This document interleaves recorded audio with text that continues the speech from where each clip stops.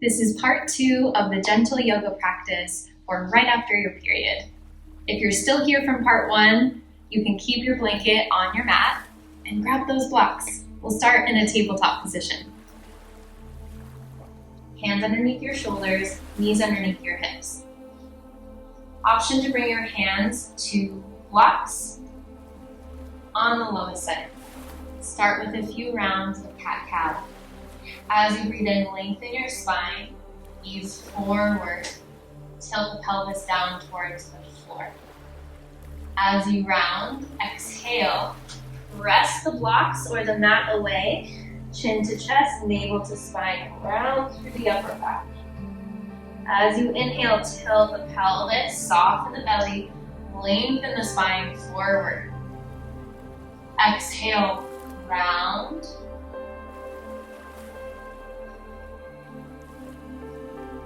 Two more rounds of cat-cow, moving with your breath. So that might be a little bit faster than me, a little bit slower. Tune into the flow of movement that you need right now. Find a neutral spine and step your right foot forward in between your blocks and lift those blocks up a height or two to give yourself a lot of space for your breath.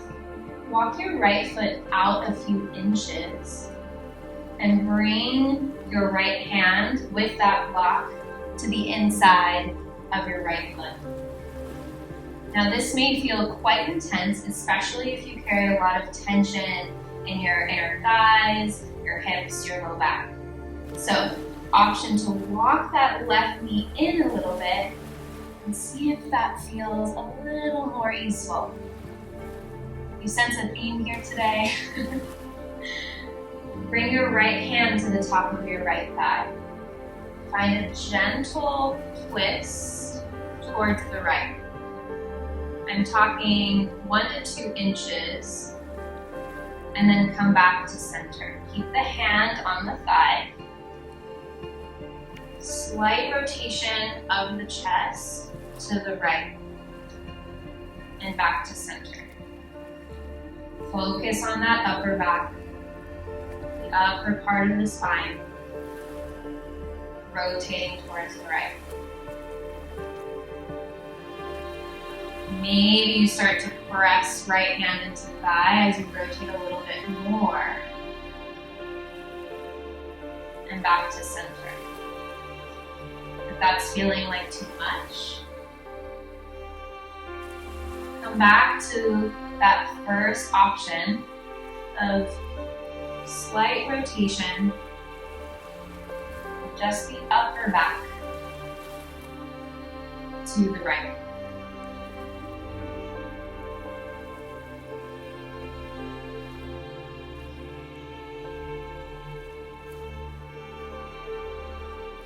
Last one, wherever you are. And release. Right hand to your block. Shift your hips back just a little bit to release the compression in the front of that right hip and the stretch through the left hip. And bring your right knee back down to the mat. Lower your blocks. Step the left foot up. Walk your left foot out towards the left edge of your mat. Hand and block come to the inside of your foot. Now the height of your blocks may be different on this side, or maybe not. If you tend to aim for the mat, see how it feels to bring the blocks in. Notice if there's an attachment to, oh, I can't use the blocks, or the blocks have to be on the lowest setting. Remember the theme that I'm encouraging for this practice today, which is ease. You were with me in part 1. I talked about ease a lot. So that can show up as giving yourself more space, bringing the earth up to you. Notice how your body, your nervous system, responds to more space.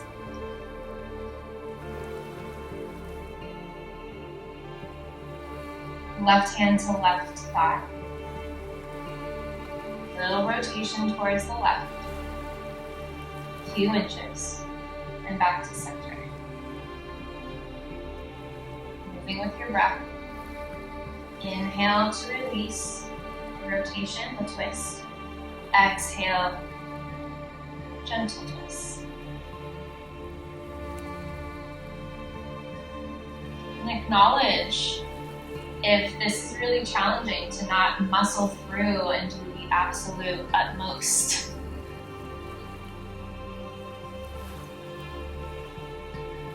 Especially if you feel really fatigued, really tired after your period. Sometimes going from 10 to 100 or 10 to 80.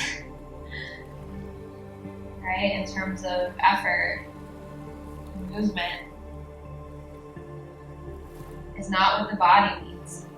And release, hand to block, release the hips. Not fully into a half split situation, just a little release, maybe, find a little wiggle of hips. That feels good.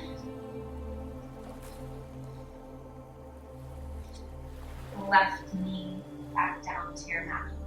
Supported child's pose.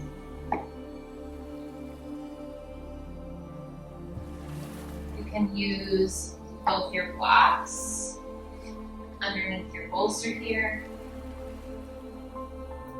to again lift the earth up. So you can have your blocks underneath your bolster on the lowest setting. Just create a type of platform to lift the bolster up. You can try it if it's not feeling like that's it, that's the one. Your bolster can come to lie flat on your mat. Maybe the arms come a little bit closer to the body instead of more forward. Let the shoulders release. Give a gentle tug of the chin towards the chest.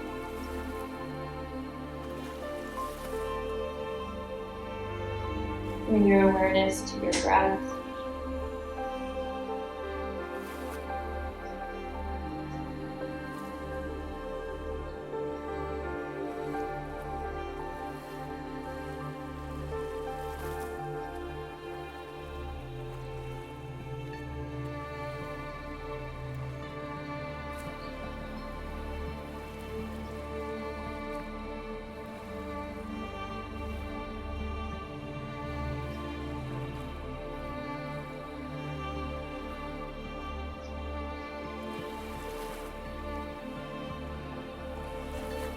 Your head the opposite direction.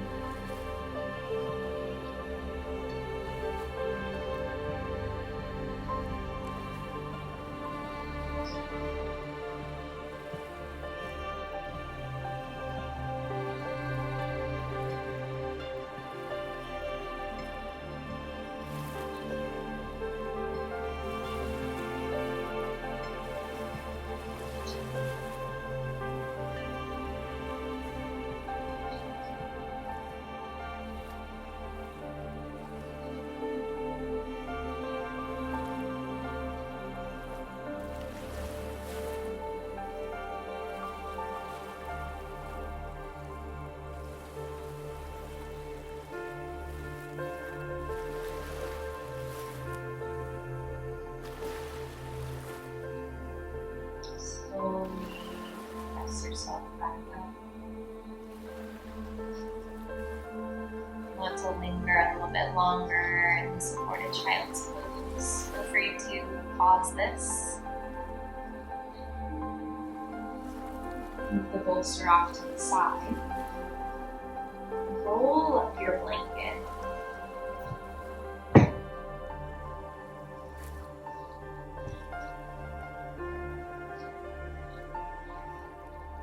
like to turn the blanket long ways. Roll it that way so it's not quite as thick. And place it over the middle of your mat. I'm gonna lie over the blanket roll for a little myofascial release for the abdomen. So start on your forearms in a sphinx pose. Get a sense for the placement of the blanket. So we want it not directly on the hip points and not on the lower ribs. So slightly lower than the belly button. You can stay here in a sphinx pose, or option 2, lower all the way down into crocodile, stacking the hands one on top of the other to create a little pillow for the forehead.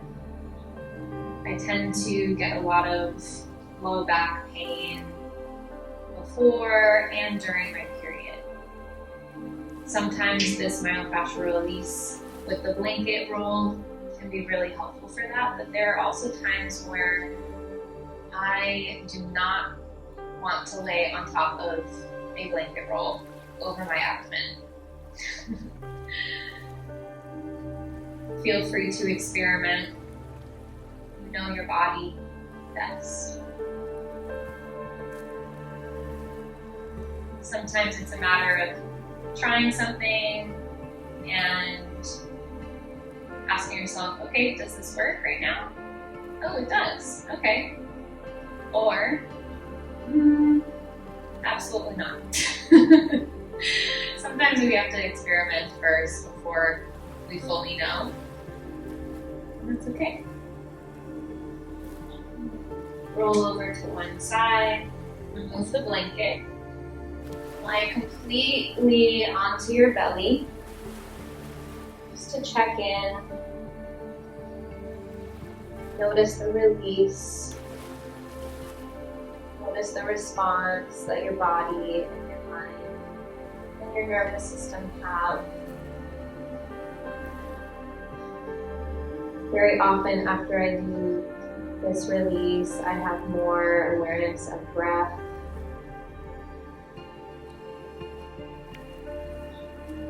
So notice what's true for you right now.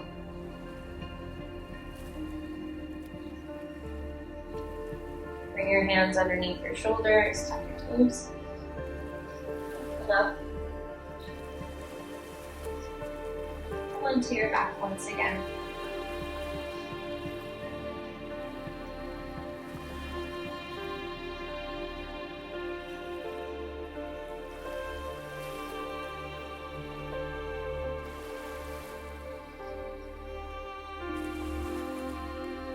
Notice the movement of your breath. Notice how you feel in your body.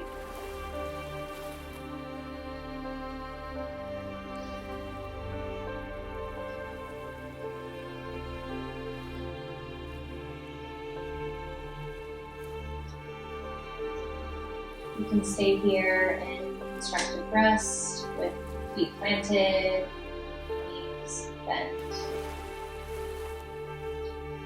Hands either resting on your body or alongside you.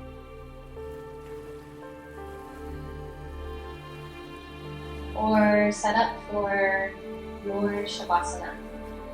So that could look like bringing your bolster underneath your knees. Maybe your blanket over your hips. Anything else that you need right now for rest.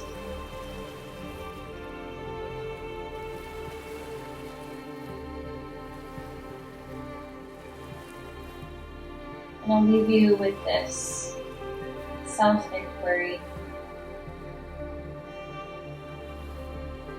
In what ways can I bring in more softness into each day?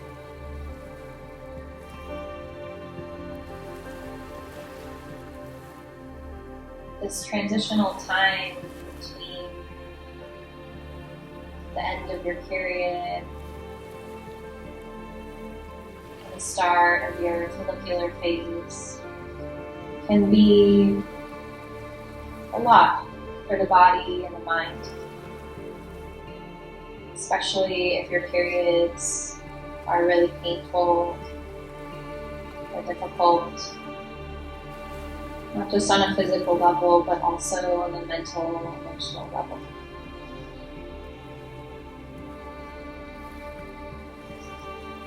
So maybe softness looks like speaking to yourself more kindly,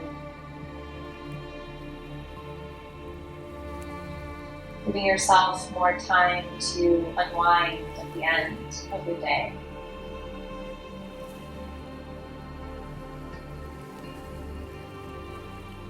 These are just some ideas. And if you're unsure as to what that might look like for you,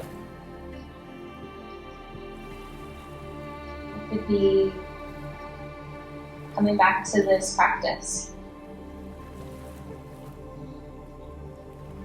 to connect you with the feeling of more ease.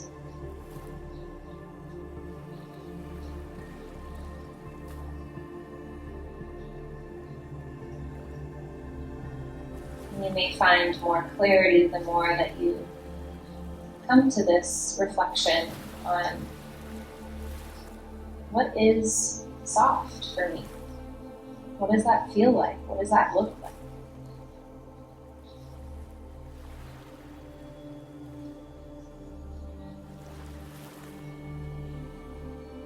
What elicits that gentleness, that kindness, that soft nature within you?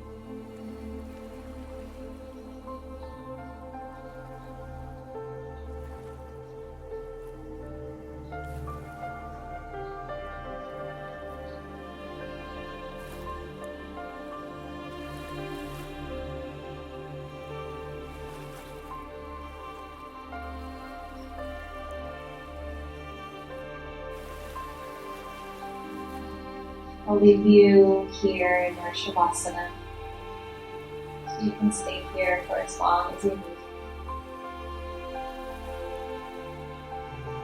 Thank you for practicing with me.